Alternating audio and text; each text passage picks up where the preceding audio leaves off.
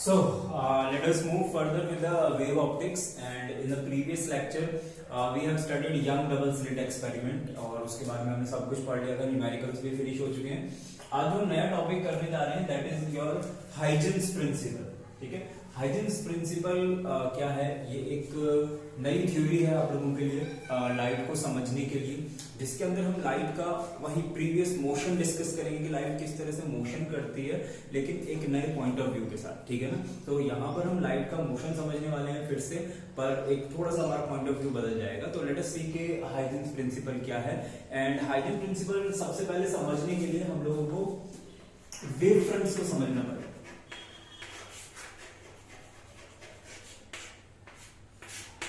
Wave front क्या होता है? देखिए, वेव फ्रंट समझने के लिए हम लोगों को क्या समझना पड़ेगा सबसे पहले कि हाइजेन ने लाइट का ओरिजिन कैसे समझाया था। उन्होंने ये बोला था कि लाइट एक्चुअल में एक डिस्टरबेंस से जनरेट होती है ना। अब वो डिस्टरबेंस क्या हो सकती है? एक्सेलरेटिंग चार्ज पार्टिकल हो सकता है या कुछ भी हो सकता है, हमें सोर्स से अभी मतलब नहीं है। ठीक है, सबसे पहले सपोज करिए एक पार्टिकल डिस्टर्ब होगा, ठीक है, और जैसे वो पार्टिकल डिस्टर्ब होगा वो अपने आसपास के पार्टिकल्स को भी क्या करेगा? डिस्टर्ब कर देगा। वो आसपास के पार्टिकल आगे के पार्टिकल्स को डिस्टर्ब करेंगे, वो आगे, और इस तरह से लाइट क्या है? मोशन करती रहेगी। ये हाइजेन की थ्योरी थी for the travelling of light, कि लाइट किस तरह से आगे आगे मोशन करती है। ठीक है ना, हम लोगों ने अभी तक देखो 10th क्लास में क्या पढ़ा है, या फिर जो क्लासिकल हमारी जो रे ऑप्टिक्स में अभी तक हम लोग पढ़ के आए हैं, वो क्या है कि लाइट सपोज करो ये बल्ब जल रहा है, इस तरह से ये एक सोर्स है और इसमें से ऐसे स्ट्रेट रेज निकलती है, ये हम लोगों ने पढ़ा है। वेव फ्रंट का कॉन्सेप्ट थोड़ा सा अलग है। वेव फ्रंट का कॉन्सेप्ट ये कहता है कि भाई ये एक पार्टिकल है, ये सोर्स है, ठीक है, ये अपने आसपास के पार्टिकल्स को डिस्टर्ब करेगा, ये वाइब्रेट होंगे तो ये आगे वालों को वाइब्रेट कर देंगे, ये उसके आगे वालों को वाइब्रेट कर देंगे, और इस तरह से ये वाइब्रेशन क्या है? आगे बढ़ती रहेगी। ठीक है ना, अब यहां पर आता है कॉन्सेप्ट वेव फ्रंट का। ये वेव फ्रंट क्या है? ये जो पार्टिकल्स वाइब्रेट हो रहे हैं ना, ठीक है, इनको बोलते हैं वेवलेट्स। ठीक है, इन पार्टिकल्स को क्या बोलते हैं? Wavelets. Wavelets, okay. And wavelets जो एक ही बार डिस्टर्ब होते हैं, सपोज करो ये सोर्स है और इस सोर्स ने इन चार पार्टिकल्स को टच किया, 1 2 3 4, ठीक है, ये सारे एक साथ ही वाइब्रेट हुए। ठीक है, इसका मतलब अगर सब आगे जा रहे हैं तो ये सारे एक साथ ही आगे जाएंगे, सब पीछे जा रहे हैं तो एक साथ ही पीछे जाएंगे। ठीक है, मतलब कि इन सबका फेज सेम है। ठीक है ना, सेम फेज, इन सबका फेज क्या है? सेम है। ठीक है ना, और सेम फेज में वाइब्रेट होने वाले वेवलेट्स को, वेवलेट्स मतलब ये पार्टिकल्स को हम लोग क्या बोलते हैं? वेव फ्रंट बोलते हैं। And it is the one of the most important definition in Huygens principle के वेव फ्रंट क्या होते हैं। ठीक है ना, तो वेव फ्रंट क्या होते हैं? ऑल द पार्टिकल्स, अगर हम वेव फ्रंट की डेफिनेशन की बात करें तो all particles disturb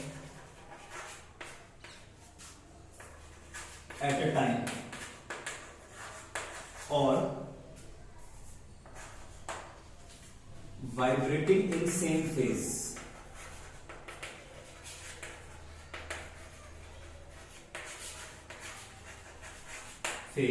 is known as wave front। ये क्या है? Wave front.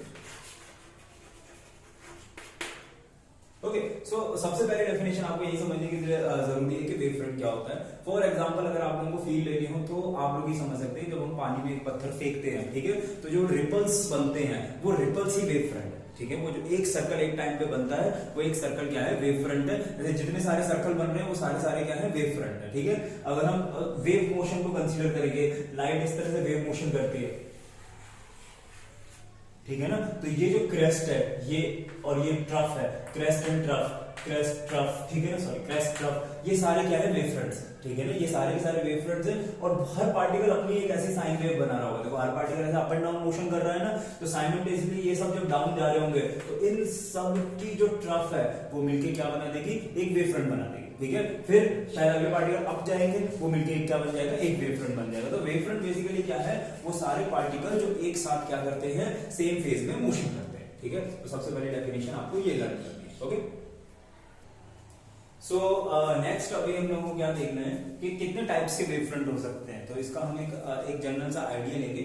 सपोज करो कि मेरे पास जो सोर्स है वो पॉइंट है, पॉइंट सोर्स मतलब सपोज करो जैसे बल्ब हो गया, ठीक है, या एक कैंडल हो गई, ठीक है, इस तरह का मेरे पास सोर्स है।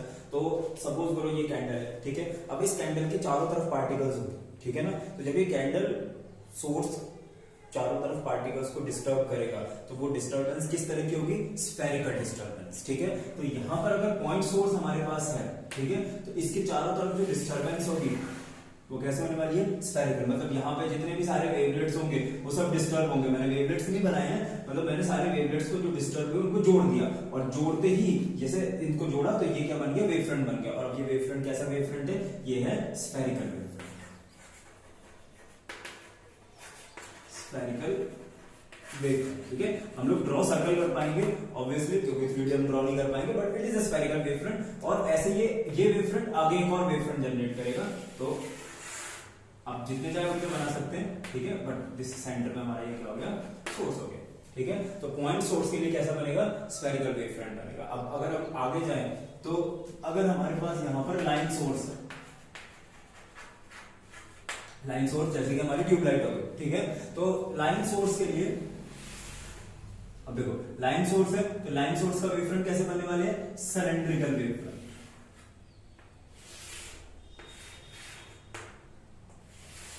ऑब्वियसली ये देखिए लाइट है, ठीक है। अब इसमें से लाइट कैसे निकलेगी, इस तरह से निकलेगी लाइट, ये लाइट रेज है, ठीक है, इधर निकलेगी, these are the rays, okay. और यहां वेव फ्रंट कैसा बनेगा, सिलेंड्रिकल वेव फ्रंट, ठीक है। ये जरूरी है कि सिलेंडर बने, इसके आगे आप और सिलेंडर भी बना सकते हैं कॉन्सेंट्रिक, ठीक है ना, तो चाहो तो बना लेना, ठीक है। उसके बाद अगर हम तीसरी बात करें और कैसे सोर्स हो सकते हैं, सपोज करो सोर्स इंफिनिटी पर, सोर्स एट इंफिनिटी, हमें पता है इंफिनिटी से आने वाली जो रेज होती हैं वो रेज हमेशा क्या होती है, पैरेलल होती है, इस तरह से।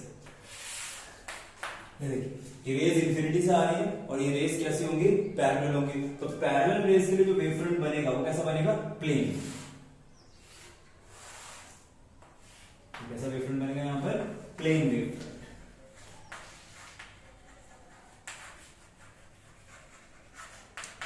ठीक है। ये रेज आएंगी इस तरह से, ठीक है, और ये इनके पैरेलल क्या बनेगा, वेव फ्रंट बनेगा। बिकॉज यहां पर सपोज करिए कोई भी सोर्स इंफिनिटी पर है, ठीक है, या फिर चलो इसको एक तरीके से और समझते हैं।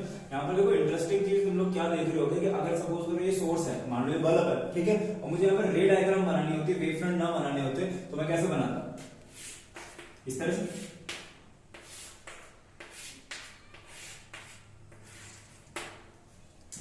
ऐसे होती रे डायग्राम। तो यहां पर एक चीज नोटिस कर रहे हो क्या, ये यहां पर हम लोग ये देख रहे हैं कि जो रेज है ना ये हमेशा वेव फ्रंट के परपेंडिकुलर होती है, ठीक है ना। अब देखो यहाँ पर परपेंडिकुलर कैसे है, अगर तुम ध्यान से देखो तो ये क्या है, सर्कमफ्रेंस है, सर्कल स्फीयर उसका सर्कमफ्रेंस है, और ये क्या है, रेडियस है ना। और रेडियस हमेशा सर्कमफ्रेंस के किसी भी पॉइंट पर परपेंडिकुलर होती है। तुम लोगों ने थ्योरम पढ़ी होगी, radius and tangent are always perpendicular to each other, है ना। तो अब इस पॉइंट पर अगर तुम्हें एंगल निकालना है तो टेंजेंट बनानी पड़ेगी हल्की सी, है ना, और ये एंगल हमेशा क्या आएगा, 90 डिग्री आएगा, है ना। तो ये तो हमेशा रे क्या है, सरफेस के परपेंडिकुलर है। इधर आओगे तो इधर देखो, इधर भी सेम केस है, ये भी कर्व सरफेस है, इधर भी क्या है, अगर आप लोग देखें तो कर्व सरफेस है और ये रेडियस है, ठीक है ना, तो ये भी परपेंडिकुलर है। तो बेसिकली यहां से तुम एक जनरल स्टेटमेंट ड्रॉ कर सकते हो कि बेसिकली जो वेव फ्रंट्स होते हैं वो हमेशा रेज के क्या होते हैं, परपेंडिकुलर होते हैं, ठीक है। वैसे हम लोग इस स्टेटमेंट को और भी एक तरीके से समझेंगे। अब यहां पर देखो एक वेव फ्रंट में और बनाता हूं ऐसे प्लेन,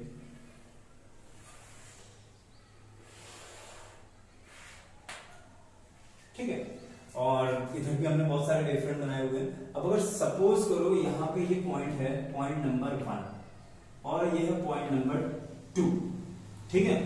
1 से लेकर 2 तक जितना टाइम इस रे को लगेगा जाने में उतना ही टाइम यहाँ पर 3 से 4 का लगेगा, उतना ही टाइम 5 से 6 का लगेगा, ठीक है ना। ये टाइम हमेशा सेम रहेगा, और टाइम हमेशा सेम क्यों रहेगा, because the distance between the wave front वो हमेशा क्या रहता है, फ्रॉम वन रे टू अनदर रे। जितनी भी रे एक वेव फ्रंट से दूसरे वेव फ्रंट तक जा रही है वो हमेशा सेम डिस्टेंस ट्रेवल करती है from one wave front to another wave, ठीक है। अब इन सारी बातों को हम समराइज करेंगे, बट बिफोर दैट ये डायग्राम आपस में बहुत ही इंपॉर्टेंट है, एक एक नंबर में बोर्ड में बहुत पूछे जाते हैं। सबसे पहले डायग्राम बनाओ, फिर ये सारे पॉइंट्स हम लोग नेक्स्ट समराइज करेंगे। सो नाउ अभी हमें देखो ये पता चल गया कि अलग अलग सोर्सेज के वेव फ्रंट किस तरह से बनते हैं। यहाँ पे मैंने एक एग्जांपल ले लिया फिर से पॉइंट सोर्स की, जिसके स्फेरिकल वेव फ्रंट्स है, ठीक है। और अभी ना हम लोग प्रॉपर्टीज ऑफ वेव फ्रंट समझने की कोशिश करेंगे क्या है, but before that let us see कि इस डायग्राम से हमें क्या क्या इंफॉर्मेशन मिल रही है। सबसे पहली इंफॉर्मेशन कि ray of light and the wave front they are always perpendicular to each other, ठीक है ना। तो पहली जो इंफॉर्मेशन है, अगर यहाँ पे ये प्रॉपर्टी क्या लगेगा, इंफॉर्मेशन क्या है, ray of light is always perpendicular to wave front. Is one of the most important information, और ये इंफॉर्मेशन आपकी बहुत हेल्प करेगी जब भी एग्जाम में आपसे वेव फ्रंट ड्रॉ करने के लिए कहे जाएंगे। बिकॉज रेज हम बहुत इजीली ड्रॉ कर सकते हैं, रे डायग्राम हमने सबके बनाए, concave lens, convex lens, prism सबके लिए, है ना। और रे डायग्राम बनाने के बाद वेव फ्रंट बनाना बड़ा आसान काम हो जाएगा अगर आप लोगों को ये पता है कि हमें जस्ट एक परपेंडिकुलर स्ट्रक्चर ड्रॉ करना है, ठीक है। मूविंग फर्दर देखो, अगर यहाँ पर ध्यान से देखें, जो मैंने अभी आप लोगों को बताया था कि अगर किसी भी रे से रे के अलोंग, ठीक है ना, मतलब रे के ऊपर ही आपको ट्रैवल करना है। अगर मैं देखो इस रे के अलोंग इस वेव फ्रंट से इस वेव फ्रंट तक जाऊं, सपोज करो 1 से लेके 2 तक जाऊं, ठीक है, तो मैंने जितना डिस्टेंस ट्रैवल किया है उतना ही डिस्टेंस में ट्रैवल करूंगा जब मैं 3 से लेके 4 तक जाता हूं। मतलब एक वेव फ्रंट से दूसरे वेव फ्रंट पर अगर हम लोग चाहते हैं अलोंग द रे, मतलब रे के ऊपर ही जाना है, ये नहीं कि आप ये वाला रास्ता कर ले, ये ऐसे ऐसे किधर से भी कर ले, ये अलाउड नहीं है, ठीक है ना।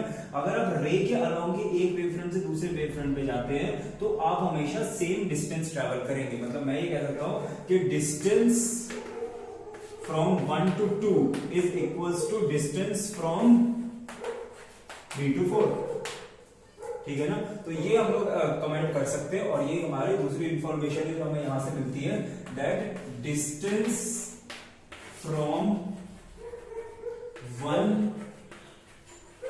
wave front to other along the path of ray is always same, ये हमेशा सेम होगा, ठीक है ना। एंड ये बहुत ही इंपॉर्टेंट इंफॉर्मेशन है। देखो इस इंफॉर्मेशन को हम आगे फर्दर मॉडिफाई करेंगे। अब मॉडिफाई कैसे कर लेंगे, देखो ये दोनों वेव फ्रंट एक मीडियम में है और हमें पता है जो लाइट की स्पीड है वो एक मीडियम में कांस्टेंट रहती है ना। अब मुझे पता है speed is equals to distance upon time, ठीक है। तो अगर speed is equals to distance upon time, ठीक है, then time is equals to distance upon speed. अगर आप यहां पे ध्यान से देखें, डिस्टेंस तो सेम है from one point two another point, और स्पीड भी सेम है, तो टाइम भी सेम ही होगा, है ना। इसका मतलब इस पॉइंट को हम लोग इस तरह से भी बोल सकते थे, that time taken from one wave front to another along the path of ray is constant। वो भी क्या होता है, कांस्टेंट होता है, ठीक है ना। तो ये बहुत ही ज्यादा इंपॉर्टेंट इंफॉर्मेशन है कि अगर हम एक वेव फ्रंट से दूसरे वेव फ्रंट तक जाते हैं अलोंग द रे, तो हमें हमेशा क्या लगता है, सेम ही टाइम लगता है, ठीक है। तो ये कुछ प्रॉपर्टीज हैं वेव फ्रंट्स की जिनको आप लोगों को याद रखना है। फर्स्ट एंड इंपॉर्टेंट प्रॉपर्टी कि रे ऑफ लाइट हमेशा वेव फ्रंट की क्या होती है, परपेंडिकुलर होती है। एंड सेकंड इंपॉर्टेंट प्रॉपर्टी कि अगर आप किसी भी वेव फ्रंट के एक पॉइंट से दूसरे पॉइंट पर जाएंगे रे के अलोंग, तो आपको हमेशा क्या लगेगा, सेम टाइम लगेगा एक पॉइंट से दूसरे पॉइंट तक पहुंचने, ठीक है। So just note that. So अभी हम लोगों ने ये पढ़ा कि वेव फ्रंट्स क्या होते हैं, मोशन कैसे करते हैं, उनकी प्रॉपर्टीज क्या है। यही सब पॉइंट्स के बेस पे अब हम लोग पढ़ेंगे हाइजेंस प्रिंसिपल, ठीक है ना। और हाइजेंस प्रिंसिपल बेसिकली है क्या, ये बताता है कि वेव कैसे मोशन करती है, ठीक है ना, किस तरह से वेव मोशन करती है, वेव फ्रंट आगे ट्रेवल किस तरह से करते हैं। तो अगर हम लोग समराइज करें ना, हाइजेंस प्रिंसिपल क्या है, it is about the motion of wave fronts. Motion of wave fronts को समझने के लिए आप लोगों को हाइजेंस प्रिंसिपल पढ़ना पड़ेगा, ओके। और बहुत ही ज्यादा सिंपल प्रिंसिपल है। ये सिंपल प्रिंसिपल क्या कहता है कि सपोज हमारे पास एक वेव फ्रंट, ठीक है, और ये इस वेव फ्रंट के ऊपर है वेवलेट्स। वेवलेट्स मतलब वो पार्टिकल्स जो वाइब्रेट कर रहे हैं, ठीक है। यही जो वेवलेट्स हैं ये आगे नए वेवलेट्स बनाएंगे, ठीक है ना। तो ये जो वेवलेट है ये क्या करेंगे, ये आगे नए पार्टिकल्स को डिस्टर्ब करेंगे और डिस्टर्ब करके नए वेवलेट्स इधर बना देंगे। ये नए वेवलेट्स बन गए, ठीक है। और ये जो नए वेवलेट्स बने हैं, ठीक है, इन सारे वेवलेट्स के ऊपर अगर हम एक एनवलप ड्रॉ कर दें, एनवलप मतलब इन सबको ज्वाइन कर दें, इस तरह से कवर अप कर दें बाहर की तरफ, ठीक है, तो ये भी एक नया वेव फ्रंट बन गया। इस वेव फ्रंट को बोलेंगे सेकेंडरी वेव फ्रंट, सेकेंडरी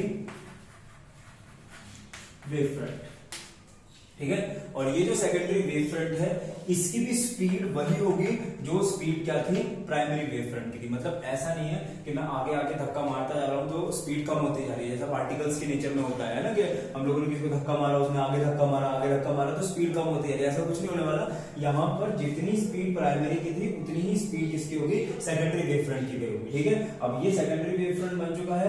ये सेकेंडरी वेव फ्रंट क्या करेगा, ये आगे और ज्यादा पार्टिकल्स को डिस्टर्ब करेगा और भी ज्यादा नए सेकेंडरी वेव फ्रंट बना देगा। मतलब कि इधर से आगे और सेकेंडरी बनेंगे, इधर से और सेकेंडरी बनते जाएंगे और लाइट इस तरह से आगे आगे आगे आगे फर्दर मोशन करती जाएगी। और यही बेसिकली क्या है, हाइजेंस प्रिंसिपल, ठीक है ना। तो अगर अब इसके हमें पोस्टुलेट्स लिखने होंगे, what are the postulates of Huygens principle. So first postulate is that points means wavelets of primary मैंने ऐसे बोल दिया है, मतलब ये वाला हम लोगों ने इसको प्राइमरी मान लिया, प्राइमरी वेव फ्रंट, ठीक है। वेवलेट्स और points of primary wave front is acting like a source for secondary wave front, ठीक है। ये सेकेंडरी वेव फ्रंट के लिए किसका काम करेंगे, सोर्स का काम करेंगे। Second important point, the speed of secondary wave front is same as primary in a medium।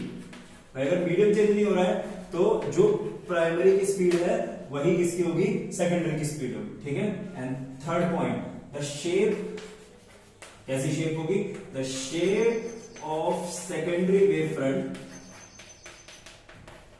is obtained by drawing a tangent बोल सकते हैं आप लोग, या फिर चाहे तो एनवलप बोल सकते हैं। एनवलप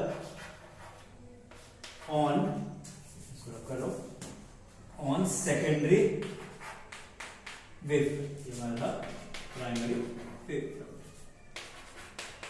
ठीक है। अगर आप सेकेंडरी वाले जितने भी ये पॉइंट्स हैं इनके ऊपर एक एनवलप या टेंजेंट ड्रॉ करके इनको ऐसे जोड़ दें, ठीक है, तो आपको क्या मिल जाएगा, shape of the secondary wave front, ठीक है ना। अब shape of the secondary wave front देखो, यहां तो क्या था, हमारा प्राइमरी भी कैसा था, प्लेन था, और ये सेकेंडरी भी क्या था, प्लेन था, ठीक है। तो ऐसा ही रहेगा, ये plane plane plane plane plane आगे ऐसे मूव करता जाएगा, ठीक है। कई बार क्या होता है, शेप ऐसी भी हो सकती है, सपोज करो एक वेव फ्रंट इस तरह से है, कर्व, ये डाइवर्ज हो रहा है, ठीक है, ये डाइवर्ज हो रहा है, तो ये आगे क्या है, नए वेव फ्रंट्स क्रिएट करेगा इस तरह से। ये नए वेव फ्रंट यहां पे क्रिएट हो गए, ये बना हमारा वेव फ्रंट। तो जो आगे वाला वेव फ्रंट है उसकी शेप क्या होगी, थोड़ी सी बड़ी हो जाएगी, वो डाइवर्ज हो गया, ठीक है। मीनवाइल शेप वैसी है, देखो कर्व से कर्व भी बन रही है, ठीक है, बट ये क्या है, कन्वर्जिंग और डाइवर्जिंग के केस में इस तरह से चेंजेस आ सकते हैं, ठीक है। तो इस तरह से आपके क्या है, वेव फ्रंट्स ड्रॉ करने हैं हम लोगों को according to Huygen principle, and it is a very very very important principle for the boards. ये तीनों पॉइंट्स आपको याद होने चाहिए, okay, just note. So next we have some small article, छोटे-छोटे से आर्टिकल्स हैं। आर्टिकल्स क्या हैं कि हम लोग को law of reflection and law of refraction वो हाइजेन का प्रिंसिपल यूज करते हुए प्रूव कर रहे हैं, ठीक है। तो law of reflection and law of refraction आप लोग सब पढ़ चुके हैं। तो पहले हम लोग लॉ ऑफ रिफ्लेक्शन करेंगे और लॉ ऑफ रिफ्लेक्शन क्या था, that angle of incidence is always equals to angle of reflection, ठीक है। तो वही वाला लॉ हम लोग प्रूव करने वाले हैं, बट यूजिंग हाइजेंस का वेव फ्रंट वाला कॉन्सेप्ट, ठीक है। तो सबसे पहले मैं यहाँ पे डायग्राम ड्रॉ करूंगा। So this is a plane mirror, ठीक है, ये एक प्लेन मिरर है, ठीक है, और ये एक आई रे ऑफ लाइट, ठीक है, और लाइट रे आई प्लेन मिरर पे और रिफ्लेक्ट होकर ये चले गए, ठीक है। अगेन क्योंकि मुझे वेव फ्रंट बनाने हैं तो वेव फ्रंट के लिए आई नीड टू रेज, ठीक है, तभी वो परपेंडिकुलर ढंग से बन पाएगा। तो एक रे और बनाते हैं यहाँ पर, ठीक है, या इधर और इधर से रिफ्लेक्ट हुए और रिफ्लेक्ट हो गए,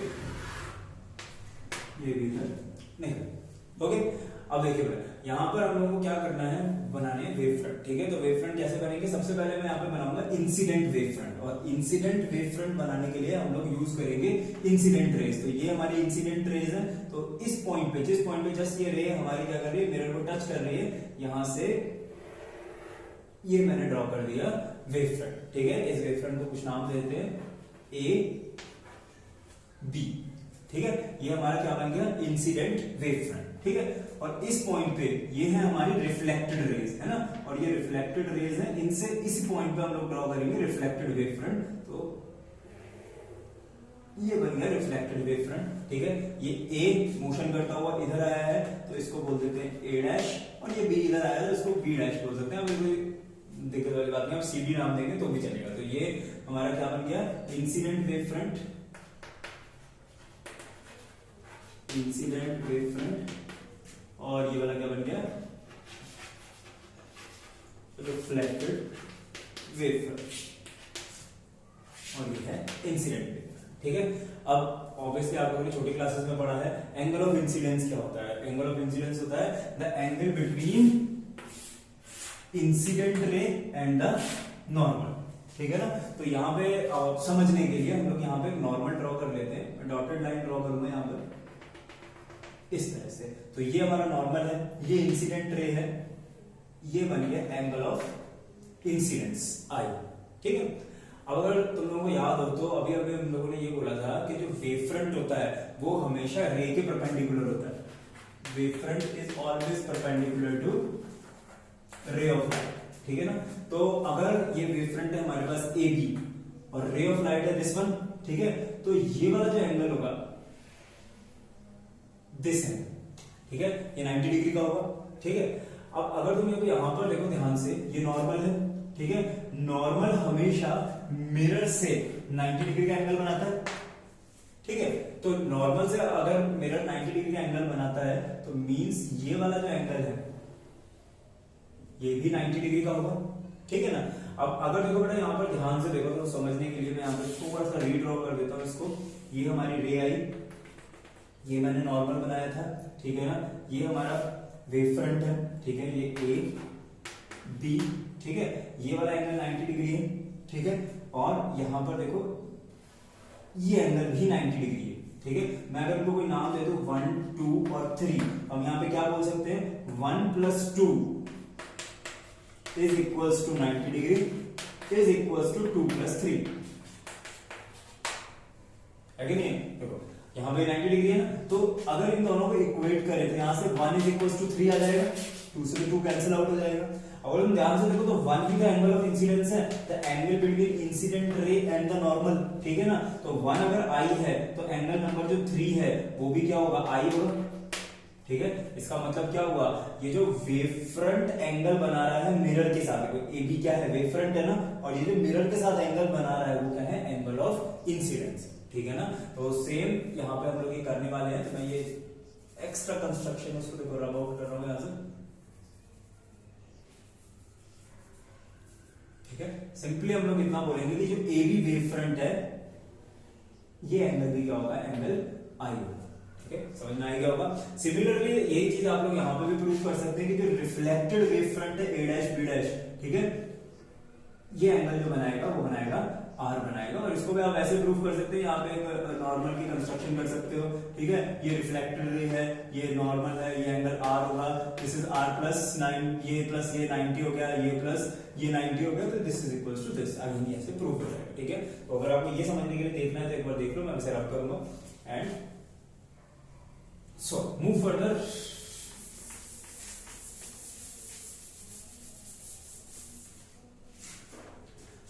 अब देखो हमें प्रूफ क्या करना है। प्रूफ यहाँ पर हमारा जो मेन टारगेट है वो ये वाला लॉ प्रूफ करना है कि angle of incidence is always equals to angle of reflection, ठीक है।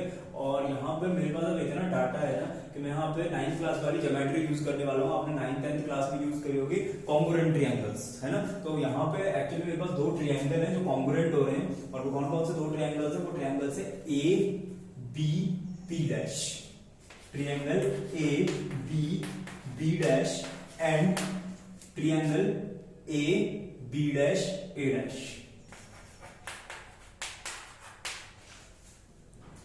यानी कि ये wave front plus this point A, ये वाला wave front plus this point B dash, ये ट्रायंगल्स एक्चुअल में कॉन्ग्रुएंट हो रहे हैं। और कैसे कॉन्ग्रुएंट हो रहे हैं? सबसे पहले ये देखो, ये साइड कॉमन है, A B dash A B dash, this is common side. Second thing हमें पता है कि वेव फ्रंट हमेशा रे के क्या होता है? परपेंडिकुलर होता है, ठीक है। तो अगर ध्यान से देखो, ये रे है, ये वेव फ्रंट है, ये एंगल कितने डिग्री का होगा? 90 डिग्री का, ठीक है। ये वेव फ्रंट है, ये रे है, ये एंगल कितने डिग्री का होगा? 90 डिग्री का, ठीक है। तो हम यहाँ पे क्या कर सकते हैं? A B B dash is equals to B dash A dash A is equals to 90 degree, और reason ray is perpendicular to wavefront, okay. ये हमारा क्या हो गया यहाँ पर? सेकंड रीजन हो गया, ओके। और अगर हम बात करें हम थर्ड रीजन की, तो देखो थर्ड रीजन यहाँ पर हम लोग क्या दे सकते हैं कि वेवफ्रंट को एक पॉइंट से दूसरे पॉइंट तक जाने में जितना टाइम लगता है अलोंग द रे, वो टाइम और डिस्टेंस हमेशा क्या होता है? सेम होता है ना। तो अब अगर तुम लोग यहाँ पे ध्यान से देखो तो ए से ए डैश तक जो डिस्टेंस होगा, ठीक है, सेम वही डिस्टेंस होगा कहां से कहां तक? बी से बी डैश तक, ठीक है। तो हम यहाँ पर क्या बोल सकते हैं? That this distance A dash is equals to B B dash. Why? Because distance along ray from one wavefront to other is always same, okay. तो अगेन अब देखो ये वाला जो हमारा कॉन्सेप्ट है, यहां से भी तीनों जो दोनों ट्रायंगल कॉन्ग्रुएंट हो जाएंगे। कैसे कॉन्ग्रुएंट हो गए? साइड एंगल साइड, ठीक है। According to this these triangles are congruent, so triangles are congruent. और अगर ट्रायंगल्स कॉन्ग्रुएंट हो तो उनके जो करस्पॉन्डिंग पार्ट्स होते हैं वो भी सेम होते हैं। तो यहाँ पर इधर आई है और इधर क्या है? R. So angle I is equals to angle R by CPCD, corresponding parts of congruent triangles. तो ये हमारा ये क्या है जो प्रिंसिपल है वो प्रूफ हो गया, that angle of incidence is always equals to angle of reflection, ठीक है। अगर सेकंड लॉ की बात करें, देखो रिफ्लेक्शन के दो लॉ थे, एक तो था angle of incidence is always equals to angle of reflection, और दूसरा था incident ray, reflected ray and the normal all lie in the same plane, ठीक है। तो उसके लिए आप लोग ये बोल सकते हैं फ्रॉम दिस गिवन डायग्राम कि जो इंसिडेंट रे है और जो रिफ्लेक्टेड रे है वो दोनों ही वेव फ्रंट के परपेंडिकुलर है, ठीक है। तो यहां से हमें ये पता चलता है कि दोनों ही रे सेम प्लेन में है, और इससे हम ये बात प्रूफ कर सकते हैं। तो एज सच इसके लिए आपको कोई थ्योरेटिकल प्रूफ नहीं देना, just from the diagram you can say that ये हाँ ये परपेंडिकुलर है, okay. Otherwise this mathematical proof comes in exam, इसको आप नोट करो। So let us come to the second part, which is Snell's law of refraction using Huygens wave theory, ठीक है। Snell's law सब लोगों को याद होगा। Snell's law क्या था? Mu is equals to sin I upon sine R. Mu क्या है यहाँ पर, mu is the refractive index, ठीक है। और इस आर्टिकल को प्रूफ करने के लिए हम लोग रिफ्रैक्टिव इंडेक्स की फंडामेंटल डेफिनेशन यूज करेंगे, which is refractive index is equals to C upon V और v1 upon v2, speed of light in air or in vacuum to the speed of light in medium और speed of light in medium 1 upon speed of light in medium 2। ये सब आप लोगों ने definition ray optics में and 10th class में पढ़ी हुई है, तो ये डेफिनेशन हम लोग यहाँ यूज करने वाले हैं। प्रूफ हमें क्या करना है, mu is equals to sine I upon sine R, ठीक है। Main part of the article is the diagram, तो लेट अस सी के डायग्राम कैसे बनेगा। ओके, सो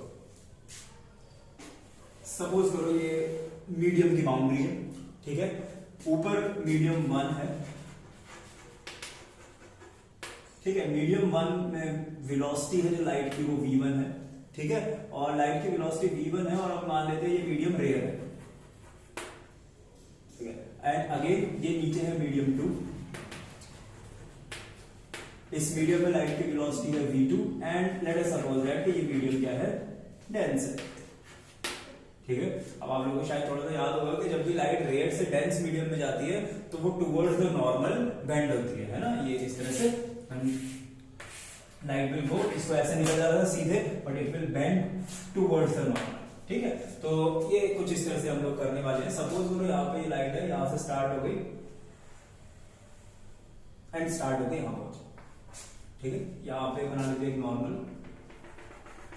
नॉर्मल डॉटेड बनाना, क्योंकि इसकी एस सच हमें कोई जरूरत नहीं है। एंड ये लाइट हो गई रिफ्रैक्ट, ठीक है। ये बेंड हो गई टुवर्ड्स द नॉर्मल और ये होगा हमारा एंगल ऑफ इंसिडेंस एंड ये होगा एंगल ऑफ रिफ्रैक्शन, ठीक है। अब ये रे ऑप्टिक्स वाली डायग्राम है, मुझे इसमें वेव फ्रंट इंट्रोड्यूस करने हैं, ठीक है। वेव फ्रंट इंट्रोड्यूस करने के लिए सबसे पहले तो यहाँ पर मुझे 2 रेज बनानी पड़ेगी, तो यहाँ दूसरी रे बनाते हैं, तो दूसरी रे बन गई ये, ठीक है। अब बनाते हैं यहां पर वेव फ्रंट ड्रॉ करते हैं, तो लेट अस सी, ये बना हमारा वेव फ्रंट, इसको नाम देते हैं ए बी, ठीक है।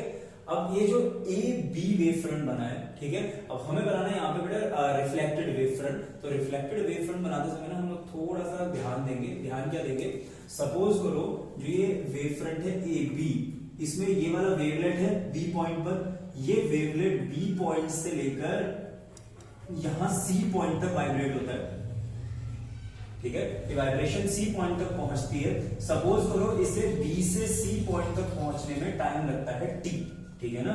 सो the time to move from B to C is equals to T, ठीक है। जितने टाइम में ये वेवलेट बी से सी तक पहुंचता है, ये ए वाला वेव फ्रंट रुकेगा तो है नहीं, ये भी आगे मोशन करेगा। सपोज करो ये मोशन करता हुआ उस पर्टिकुलर टाइम में पहुंच गया यहां डी तक, ठीक है। Then in that time T A move from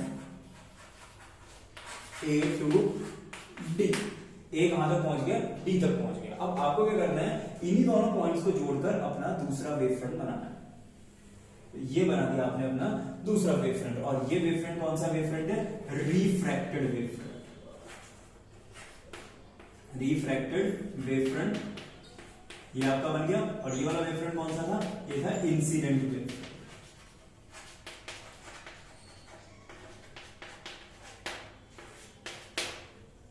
ठीक है।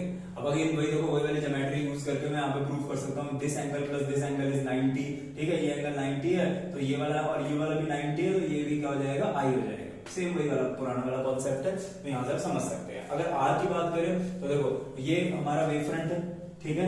ये रे है, रे और वेव फ्रंट आपस में कितने डिग्री का एंगल बनाएंगे, 90 डिग्री का। ये एंगल आर है, ठीक है। तो ये वाला एंगल सी, ये वाला एंगल कितना होगा, देखो ये पूरा नॉर्मल है, नॉर्मल और मीडियम आपस में कितने डिग्री का एंगल बनाते हैं, 90 डिग्री का। इतना पार्ट आर है तो ये वाला पार्ट क्या होगा, 90 माइनस आर, ये 90 माइनस आर है, ये 90 है, ठीक है। ये क्या हो जाएगा आर, तो this angle will be R, ठीक है ना।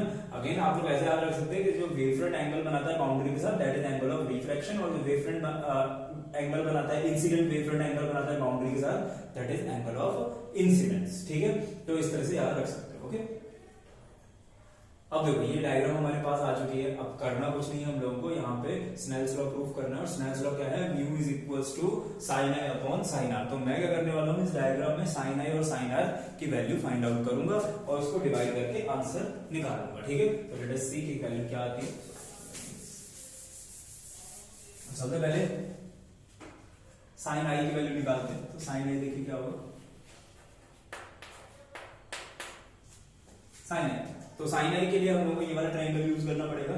इन दिस ट्रायंगल देखो 90 डिग्री का एंगल कौन सा है, वेव फ्रंट और रे, ये बनाएंगे 90 डिग्री का एंगल। ठीक है, साइन थीटा क्या होता है, परपेंडिकुलर अपॉन हाइपोटेन्यूज। तो परपेंडिकुलर क्या होगा, तो एंगल के सामने वाली side perpendicular, this BC, this is perpendicular. And what is hypotenuse, 90 के सामने वाली साइड एसी। ओके, अगेन देखो BC, this is the distance. ठीक है, और इस डिस्टेंस को आप लोग क्या लिख सकते हैं, वेलोसिटी इनटू टाइम। ठीक है, और यहाँ B से लेकर C तक आने में कितना टाइम लगा है, T। तो हम यहाँ पे देखो BC को क्या लिख सकते हैं, BC is equals to velocity into time. तो इसको पुट करो तो आपके पास साइन आई क्या आ जाएगा, sine I is equals to V1T upon AC, equation number 1। Similarly हम लोग फाइंड आउट करेंगे साइन आर। तो साइन आर देखो क्या आएगा, साइन आर के लिए हम लोग ये वाला ट्रायंगल ले लेते हैं और इस ट्रायंगल के अंदर अगेन परपेंडिकुलर क्या होगा हमारे पास, AD। ठीक है, इधर ये एंगल 90 डिग्री है, सो हाइपोटेन्यूज क्या हो जाएगा हमारे पास, AC। एंड अगेन AD को हम यहां पे क्या लिख सकते हैं, AD is equals to V2T, क्योंकि देखो इस मीडियम में जो वेलोसिटी है लाइट की वो क्या है, V2, और यहां से यहां तक आने में भी उतना ही टाइम लगा T। ठीक है ना, तो हम लोग यहाँ पे क्या लिख सकते हैं, AD को V2 भी लिख सकते हैं। ठीक है, साइन आर क्या आ जाएगा हमारे पास यहाँ पे, sine R is equals to V2T upon AC।